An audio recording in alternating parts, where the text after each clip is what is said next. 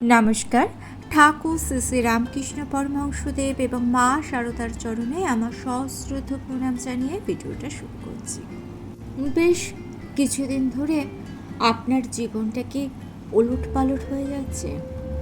যাকে ভালোবেসেছিলেন, ভরসা করেছিলেন, তার কাছ থেকে চরম আঘাত পেয়েছেন, যেটা ভাবেননি, যে দুর্ঘটনার কথা, যে ক্ষতির কথা আপনি স্বপ্নেও ভাবতে পারছিলেন না, সেই ঘটনাই কি আপনার জীবনে ঘটছে? যখন আপনি ভাবছেন যে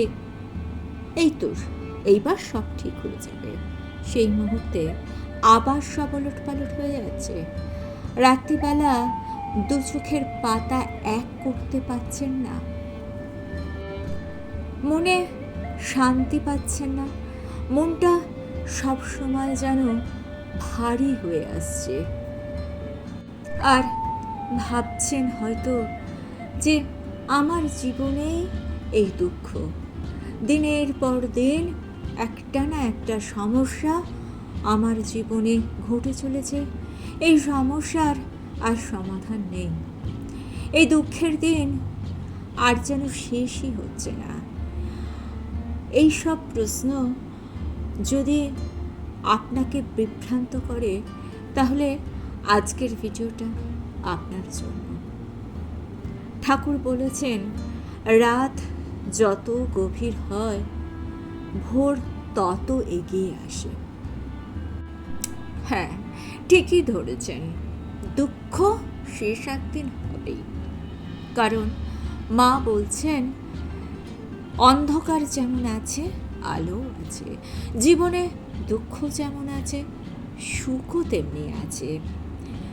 সারাটা জীবন, সারাটা সময় মানুষের একই যায় না। খারাপ দিন আসে, কিন্তু সেটা চলেও যায়। দুঃখের দিন যে শেষ হতে চলেছে, সেটাও কিন্তু আপনি বুঝতে পারবেন। তার জন্য ঈশ্বর আপনাকে সংকেত দেবে। 5টি সংকেতের কথা বলবো, যে সংকেতগুলো যদি আপনার জীবনের সঙ্গে মিলে যায়, তাহলে জানবেন আপনার দুঃখের দিন শেষ হচ্ছে। ঠাকুর ও মা আমাদের যেরকমভাবে পথ দেখিয়েছেন, যে উপদেশ দিয়েছেন, তার ভিত্তিতেই এই সংকেতগুলো নিয়ে আলোচনা করব। আর শেষের সংকেতটা কিন্তু সব থেকে বেশি গুরুত্বপূর্ণ। চলুন তাহলে শুরু করি। প্রথমেই জানতে হবে দুঃখ কেন আসে।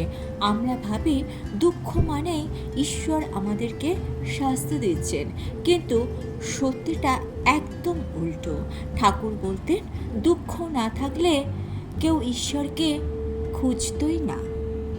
যথাযথভাবে একবার একটু নিজের মনের দিকে তাকিয়ে দেখুন, যখন সব ঠিকঠাক চলে, অর্থাৎ টাকা পয়সা আছে, ভালোবাসা আছে, শরীর ঠিক আছে, অর্থাৎ জীবনটা ভালো মতো চলতে থাকে, তখন কি আমরা ঈশ্বরকে মনে করি?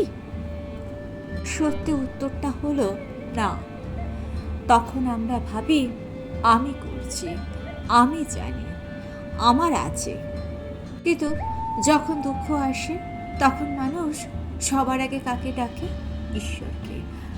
তাই দুঃখ মানে সব সময় কিন্তু ঈশ্বরের শাস্তি নয়, দুঃখ মানে ঈশ্বরের ডাক। দুঃখ আমাদের ভাঙতে আসে না, দুঃখ আসে আমাদের জাগাতে। তাহলে চলুন এইবার সেই 5টি ইঙ্গিতের কথা জেনে নিই। প্রথম সংকেত, ঈশ্বরের প্রতি টান। লক্ষ্য করে দেখবেন, একটা সময় হয়তো ছিল তখন আপনার ঈশ্বরকে ডাকতে ইচ্ছে করতো না, সেটা যে কারণেই হোক। নাম জপ করতে ইচ্ছে করতো না, পুজো করতে মন চাইতো না, ভক্তির কথা শুনলে বিরক্ত লাগতো। কিন্তু এখন হঠাৎ আপনার মনে হচ্ছে ঈশ্বরকে আপনার খুব ডাকতে ইচ্ছা করছে, নাম জপ করতে ইচ্ছা করছে, ভক্তিমূলক গান শুনতে ভালো লাগছে, আধ্যাত্মিক ভিডিও দেখতে মন চাইছে। এটা কিন্তু কোনো কাকতালীয় ঘটনা নয়। শ্রী মা সারদা দেবী বলেছিলেন, যার উপর ঈশ্বরের কৃপা হয় সে কিন্তু নিজে নিজেই নাম জপ করতে শুরু করে। খুব গভীর কথা। ঈশ্বর যখন আপনার জীবনে প্রবেশ করেন তিনি তখন আপনার মনকে বদলান। সুখ আসার আগে মন বদলায়, এটা সুখের শুরু। দ্বিতীয় সংকেত, আগের জিনিসগুলো আপনার বর্তমানে আর ভালো লাগে না।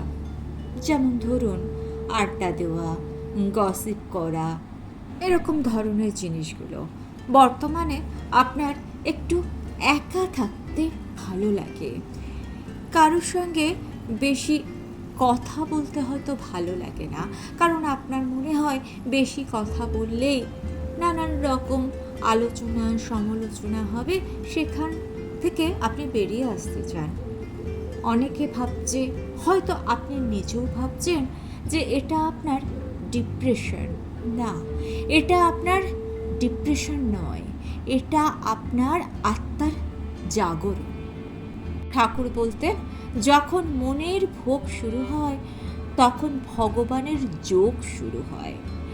আপনার মন বড় হয়ে যাচ্ছে। তৃতীয় সংকেত, কষ্ট সহ্য করার শক্তি। আগে হয়তো আপনি খুব অল্প কষ্টে ভেঙে পড়তেন, কিন্তু এখন অনেক বড় বড় কষ্টকে আপনি জয় করে নিতে পারছেন। ঠাকুর বলতেন, ঈশ্বর যাকে ভালোবাসেন তাকে শক্ত করেন, কারণ সুখ সামলাতে শক্ত হওয়া খুব প্রয়োজন। চতুর্থ সংকেত, মানুষ দূরে সরে যাচ্ছে। আপনার জীবন থেকে কিছু মানুষ দূরে সরে যাচ্ছে, বন্ধু বদলে যাচ্ছে, সম্পর্ক ভেঙে যাচ্ছে। যাদের ছাড়া আপনি বাঁচতে পারতেন না তারা আজ আপনার সাথে নেই, তাদের সঙ্গে আপনার এখন আর যোগাযোগই হয় না। খুব কষ্ট লাগে, তাই না? আপনি হয়তো ভাবছেন হয়তো আপনারই কোনো দোষ আছে, তাই এসব মানুষগুলো আপনার থেকে দূরে সরে যাচ্ছে। আপনিই খারাপ, তাই হয়তো আপনি কারোর সঙ্গে মিলেমিশে থাকতে পারছেন না। কিন্তু শুনুন, মা সারদা দেবী বলছেন, যা তোমার নয় তা চলে যাবে, যা তোমার তা থাকবে। সত্যি কথা হলো, আমরা যাদের আঁকড়ে ধরি তারা সবাই আমাদের নয়। সুখ আসার আগে ঈশ্বর আমাদের জীবন পরিষ্কার করেন। অতিথি আসার আগে যেরকমভাবে আমরা ঘর দোর পরিষ্কার করি, ঠিক সেরকমভাবেই যারা আপনার জীবনে ছিল ঈশ্বর তাদেরকে সরিয়ে দিচ্ছেন, জায়গা খালি করে দিচ্ছেন, কারণ হয়তো নতুন কোনো মানুষ আপনার জীবনে আসতে চলেছে। এই সংকেতটা যদি আপনার জীবনে ঘটে তাহলে কিন্তু আপনি বুঝবেন আপনার জীবনে দুঃখের দিন শেষ হয়ে গেছে, সুখের দিন শুরু হয়ে গিয়েছে। এইবার আসছে সেই পঞ্চম সংকেতটা, সেটা হচ্ছে আপনি লক্ষ্য করে দেখবেন সব কিছুর মধ্যে বর্তমানে আপনি ভেতরে, আপনার মনের ভেতরে একটা অদ্ভুত শান্তি অনুভব করছেন। আপনার জীবনে এখনও কি সমস্যা আছে? টাকা পয়সার সমস্যা, সম্পর্কের সমস্যা, ভবিষ্যতের ভয় হয়তো একটু আছে, তবুও দেখবেন ভেতরে ভেতরে একটা অদ্ভুত শান্তি আপনি অনুভব করছেন। মনে হচ্ছে এইবার সব ঠিক হয়ে যাবে। এটাই সব থেকে বড় সংকেত। আপনার মনের ভয় কিন্তু দেখবেন দূর হয়ে গিয়েছে। ঠাকুর বলছেন, যেখানে ঈশ্বর আছেন সেখানে ভয় নেই। যখন ঈশ্বর কাছে আসেন তখন ভয় কমে যায়। পরিস্থিতি বদলায় না, কিন্তু মন বদল হয়ে যায়। মনে রাখবেন, শান্তি সবসময় ঝড় থামার পর আসে না, কখনো কখনো ঝড়ের মধ্যেই আসে। এই রকম মনে যদি একটা অদ্ভুত শান্তি আপনি অনুভব করেন, আপনি যদি মনে মনে এই শক্তিটা পান যে আমার আর ভয় কি, ঈশ্বর আছেন, ঠাকুর আছেন, মা আছেন, তাহলে জানবেন আপনার জীবনে দুঃখের দিন শেষ হতে চলেছে, আপনার জীবনের বদল শুরু হয়ে গিয়েছে।